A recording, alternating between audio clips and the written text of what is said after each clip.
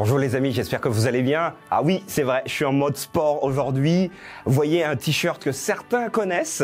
Bon, je vous l'accorde, je vais les garder exprès pour vous. C'est la première fois que je le mets, ce t-shirt. Et j'aimerais vous parler de la course de votre vie et la course de ma vie également. Avez-vous une course particulière? Avez-vous participé à une course particulière? N'hésitez pas à me le mettre en commentaire. Nous allons échanger sur la course aujourd'hui.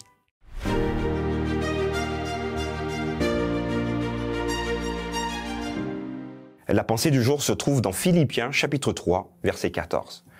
Je cours vers le but pour remporter le prix de la vocation céleste de Dieu en Jésus-Christ. Voilà les amis, j'espère que vous allez bien. Il y a quelques instants, je vous demandais si vous aviez participé déjà dans votre vie à une course, que ce soit une course de 5 km, 10, 15, 20, 30... 42 et demi. Alors je porte un t-shirt aujourd'hui, un t-shirt que j'ai l'honneur de porter, mais après 42 km et 195 mètres de course et de souffrance. Pour certains, en tout cas pour ceux qui connaissent, c'est le marathon de Paris. Alors, vous allez vous demander, mais pourquoi on va s'infliger autant de difficultés pour un t-shirt?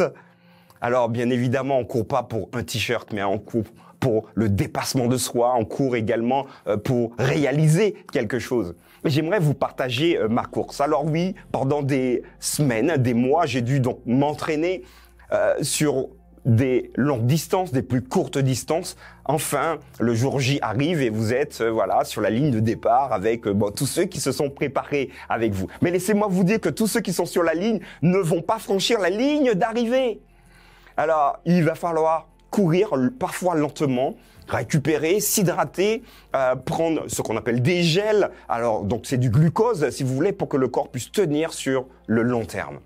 Et vous voyez finalement défiler les kilomètres, 5 km, 10 km, 15 km. Et à partir de 15, 20 km, vous voyez tout de suite ceux qui ne se sont pas préparés correctement parce qu'ils commencent à vraiment souffrir.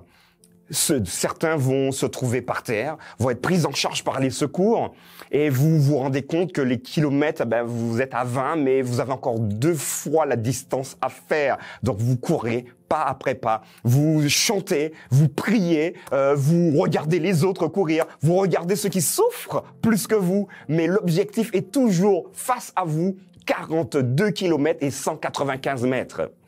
Alors, au bout du 35e kilomètre, le mur du marathon arrive. Alors, les cellules sont tellement déshydratées, ne peuvent même plus consommer finalement le sucre que nous donnons que le cerveau commence à vous plonger dans une espèce de torpeur. Alors, ceux qui ont déjà vécu cela, vous savez ce que c'est. Moi, je l'ai vécu.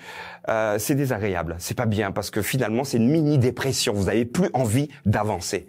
Mais vous persistez parce que vous vous dites, il faut que j'y arrive. J'ai déjà fait 30, il me reste juste 12 et 195. Donc ça ira. Et là, kilomètre après kilomètre, vous avancez. Jusqu'au moment où vous voyez de plus en plus de personnes.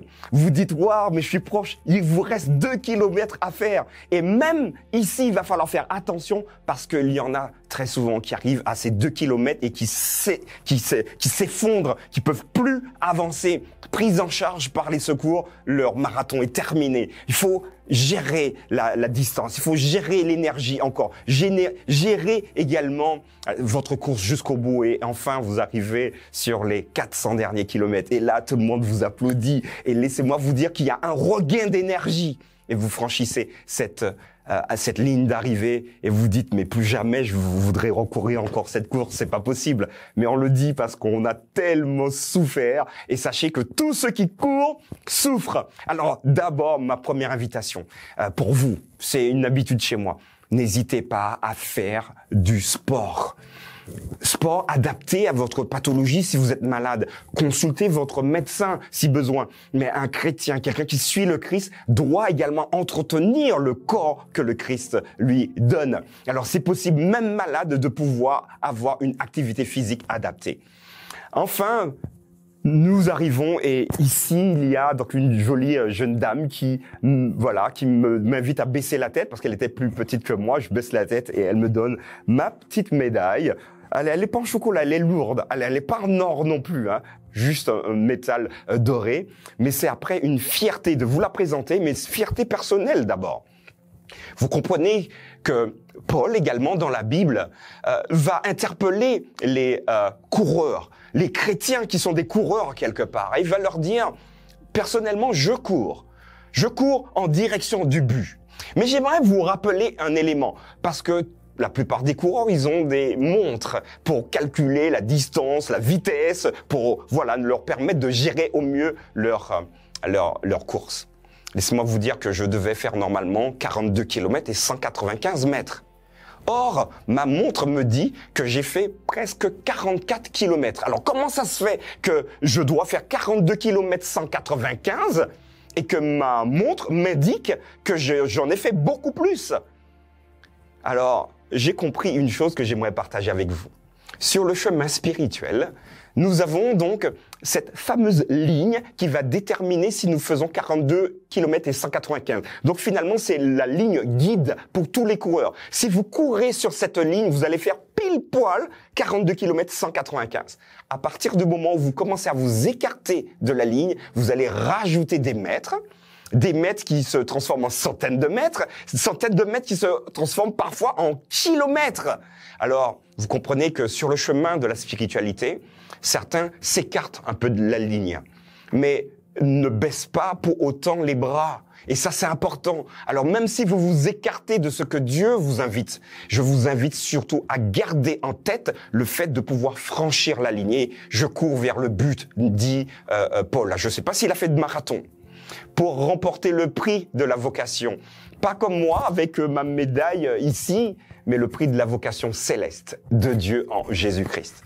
Alors, je te propose une course, pas forcément le semi-marathon de l'année prochaine, mais je te propose de continuer. Si tu es déjà dans cette course chrétienne, on appelle également cette progression spirituelle, à ne jamais baisser les bras.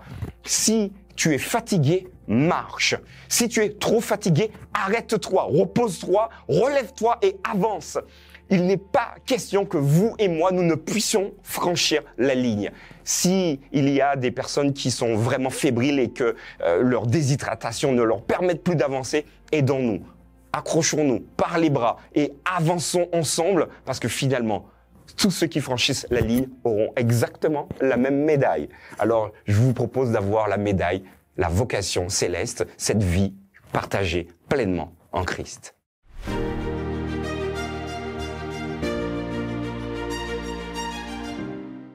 Voilà les amis, j'espère que vous allez bien. Toujours. Alors c'est vrai, je vous ai motivé pour courir, je vous ai motivé à commencer une activité physique et c'est important. Mais au-delà de cela, vous avez également cette activité spirituelle, ce cheminement que vous devez avoir. Et s'il vous plaît, même si vous êtes fatigué par l'évangile, par l'église, prenez une pause. Mais dites-vous, c'est une pause qui me permettra de recharger mes batteries pour continuer ma mission. N'hésitez pas à commenter, à me dire ce que vous en pensez. Et puis ceux qui sont des sportifs sûrement meilleurs que moi, n'hésitez pas à nous raconter votre vécu d'un semi-marathon, d'un marathon, d'un trail également, de toutes les courses qu'on peut trouver un peu partout. Mon invitation, en tout cas, pour le niveau spirituel, c'est que nous puissions faire attention à ceux qui font la même course que nous et qui sont fatigués. Rien ne nous interdit de leur donner ou de leur accorder une parole de réconfort. Ça ira, repose-toi, on se rejoint sur la ligne d'arrivée. À très bientôt pour une nouvelle pensée du jour.